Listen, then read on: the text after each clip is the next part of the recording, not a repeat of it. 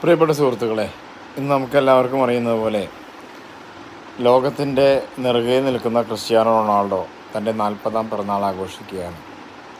ക്രിസ്ത്യാനോയെക്കുറിച്ച് രണ്ട് വാക്ക് പറഞ്ഞാൽ ഏതൊരു കുട്ടിയും പറയും. എന്നാൽ ഞാൻ ഇന്ന് പറയാൻ പോകുന്നത് ക്രിസ്ത്യാനോ റൊണാൾഡോ ചെയ്ത ഒരു കാര്യത്തെക്കുറിച്ച് താരതമ്യം ചെയ്താണ്. അദ്ദേഹം തൻ്റെ 15 വയസ്സുള്ള മകന് ഇതുവരെ ഒരു മൊബൈൽ ഫോൺ സമ്മാനമായി കൊടുത്തിട്ടില്ല. അതിൻ്റെ കാരണം അദ്ദേഹം പറഞ്ഞത് എന്താണെന്നാൽ അവനിപ്പോൾ ഒരു മൊബൈൽ ഫോണിൻ്റെ ആവശ്യമില്ല എന്നുള്ളതാണ്. അതുപോലെ തന്നെയാണ് നമ്മുടെ ദൈവവും. ആ മകൻ ഒരുപക്ഷെ മൊബൈൽ ഫോൺ വളരെയധികം ആഗ്രഹിക്കുന്നുണ്ടാവാം. അവനത് പക്ഷേ അവൻ്റെ അച്ഛനോട് പറഞ്ഞിട്ടുമുണ്ടാകാം. ഒരു മൊബൈൽ ഫോണല്ല, ഒരു 10,000 മൊബൈൽ ഫോൺ വേണമെങ്കിലും CR7 തൻ്റെ മകന് മേടിച്ചു കൊടുക്കാം.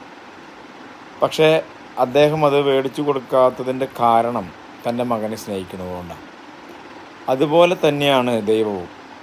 നമുക്ക് പല കാര്യങ്ങളും നമ്മൾ ചോദിച്ചിട്ടും ദൈവം തരാത്തതിൻ്റെ കാരണം ദൈവം നമ്മളെ സ്നേഹിക്കുന്നതുകൊണ്ടാണ്. CR7 അറിയാം തൻ്റെ മകന് ആ മൊബൈൽ ഫോൺ കിട്ടിയാൽ അതുകൊണ്ട് അവനത് ദുരുപയോഗം ചെയ്യുമെന്നുള്ളത്. അപ്പോൾ അതുപോലെ തന്നെയാണ് നമ്മുടെ ദൈവവും.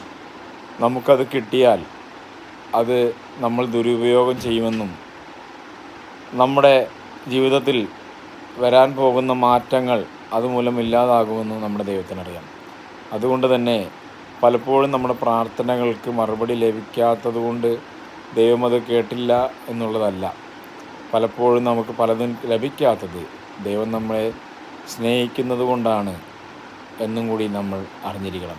Thank you.